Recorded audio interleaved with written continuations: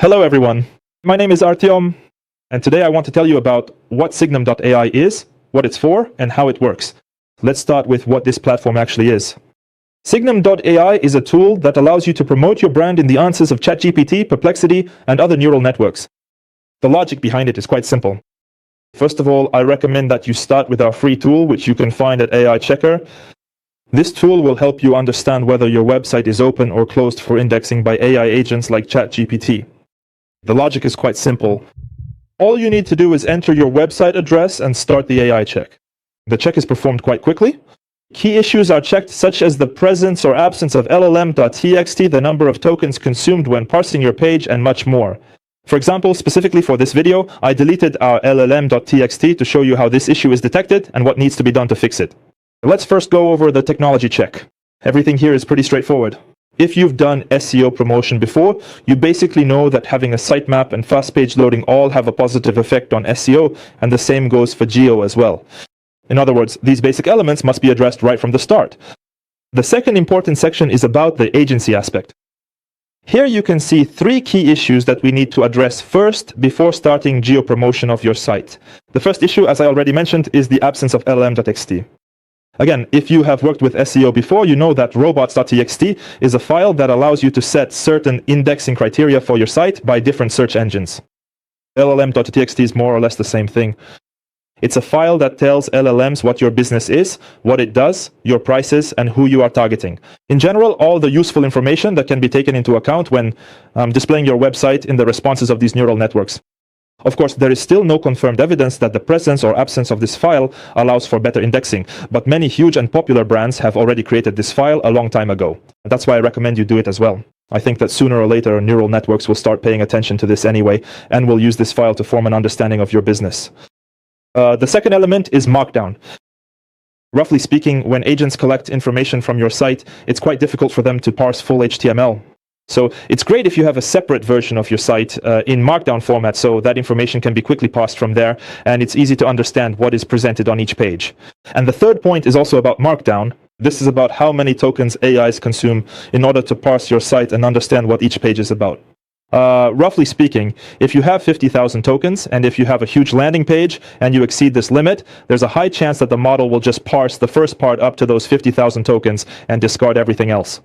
Accordingly, if you have some important information there, there's a chance you might lose it. So look at how you can optimize your HTML so that it can be easily and quickly parsed by agents, and you don't have any problems with this. Next, let's move on to the section about indexing.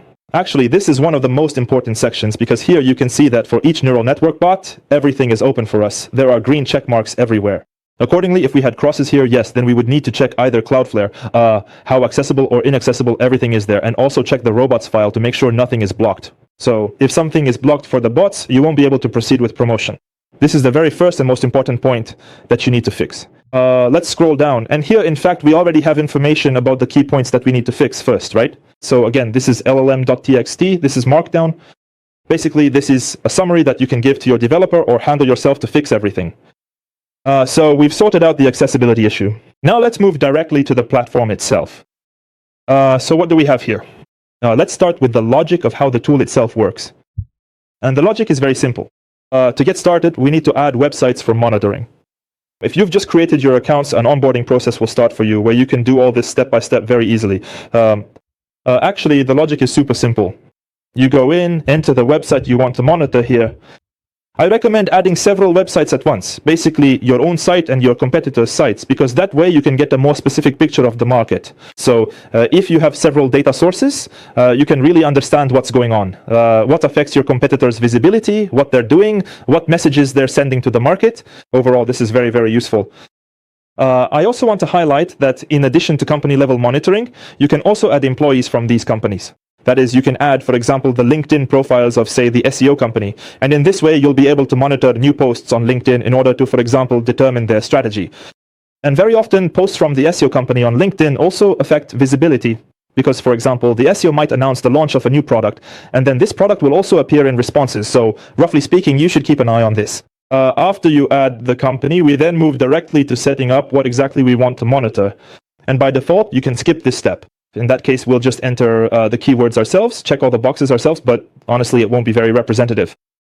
And I recommend that here, First of all, you add the keywords you want to track. Well, let's say, for example, AI checker tool. Here you can also enable monitoring for Google Ads. I highly recommend tracking this because often the messages your competitors are sending to the market also affect visibility. And at the very least, it will be clear how they position themselves, because ChatGPT also pulls this information and forms its own understanding of the business. So I recommend checking those boxes. Here you can select news tracking. This is also a super important element because if, for example, the company you are monitoring makes announcements about launching new products or presents some new partnerships, all of this definitely affects visibility as well. That's why you need to monitor this, at the very least to understand what's happening in the market, and at best so that we can track all the elements that influence visibility as a whole. Next, we have job post tracking. The logic here is also very simple. You can monitor new job openings in the companies you are tracking using specific keywords. This is very useful because, for example, through job postings, you can understand which technologies companies are using or in which direction they are expanding. For example, if they're hiring new developers, it means they're working on a new product, or if they're hiring new sales managers in a certain location, it means they're moving into that area. First of all, this is useful for you to understand what your competitors are doing. Secondly, it's also helpful to see how these new job openings and company directions affect visibility in ChatGPT responses. Well, let's just run a test. Then click on Setup Triggers, check that we've added everything correctly, and start the monitoring. From the very moment we add a company to tracking, our monitoring begins. Now let's go to the dashboard so I can show you what results you'll get from this monitoring. First of all, at the very top of the screen, you can see the basic figures you have.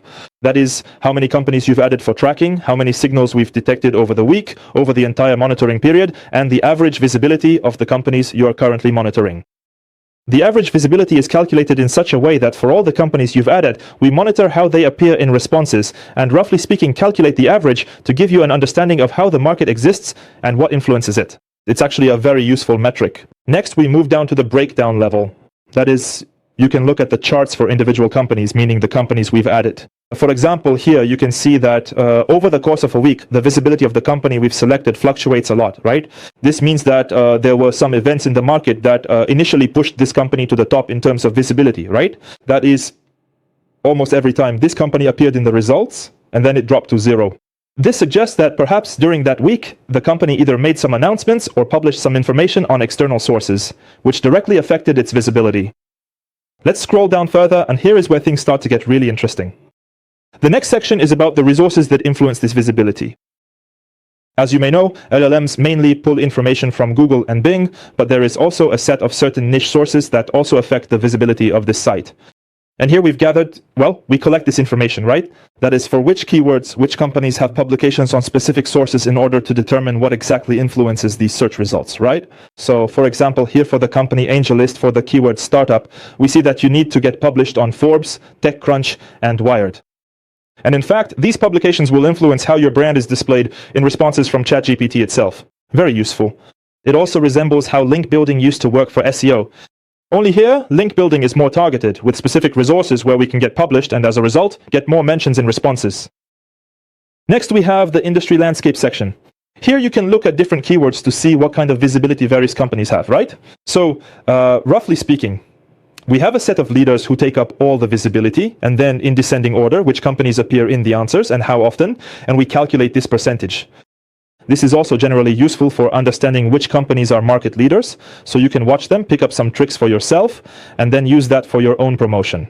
Let's scroll down further. Here we move on to monitoring the activity block, right? So here we're looking at ads, right?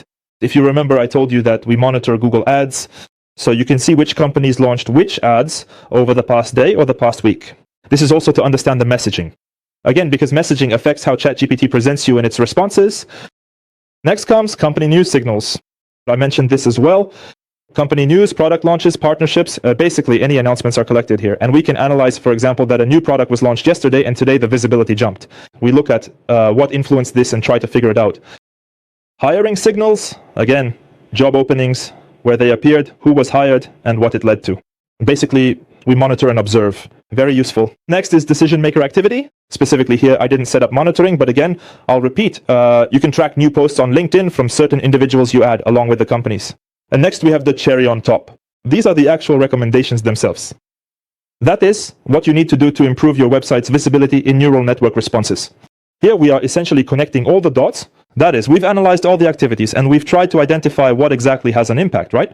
For example, here you can see that, say, a publication on GitHub can increase your visibility. So go to GitHub, create a card there, gather more reviews, and you'll be happy. You'll get more mentions in ChatGPT's responses. This is a kind of summary of everything we've analyzed, right? And you don't need to do the analysis yourself. You just get the tips and then work with them. And the second important tool that I also want to talk about is a deeper analysis of individual companies. That is, you can go to the monitoring lists. Here you'll find all the lists you've added when you were tracking companies, right? Here we immediately highlight how many companies have been added and how many events have been found. Let me remind you that for us, each event is some kind of occurrence. For example, this could be a change in a company's visibility in ChatGPT, certain triggers, news, new ads, and so on and so forth. So specifically in this section, you can dive deeper and understand exactly what has been happening there, right? That is, you can get a link to this news, get a link to the job posting. Overall, it's a pretty convenient feature. Plus, you can view things by individual sheets if needed. For example, if you're an agency, you can manage each client in a separate sheet, and if necessary, share this information with that client later. Let's move on to the next section. It's called the Trends Hub. Trends Hub is actually very similar to how Google Trends works. The logic is exactly the same, but here we collect information from ChatGPT's responses. So, since we're tracking a huge number of queries, we can see where demand is growing, and based on this demand, we create specific cards, categorize them by market, and you can, for example, see what is trending in the consulting topic, right? In other words, you can see exactly what people are interested in when it comes to consulting. You can also search by keyword for short cards with descriptions, growth, and trends, just to get a sense of what's happening in the market, what the market is focused on, and so on and so forth. There's also a separate section called Weekly Digest. Here, each week, we collect all the events that have happened in the geo market, what's changed, new publications, announcements.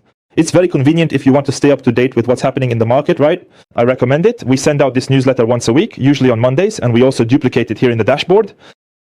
So the last tool is our AI assistant in Betka.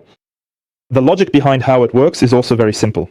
We parse a huge amount of data every week and train this model on that data so that it can give us quick answers about what's happening in the market. For example, you can ask a question like, show me the top 3 trends in the market right now. Then the neural network analyzes this huge pool of job postings, news, and everything else that's been happening, and gives you answers about what's going on, what you can use for your further work, searching for product ideas, and so on and so forth. That's basically it. It's quite a convenient tool, in my opinion, and I hope you'll find it useful as well. If you have any questions or need assistance, you can write to us in Intercom or email us at the address listed in the chat on the support page of our website. And with that, I'll say goodbye. I hope your websites will grow, your traffic from ChatGPT will increase, and your business will receive new orders. Thank you all, and take care.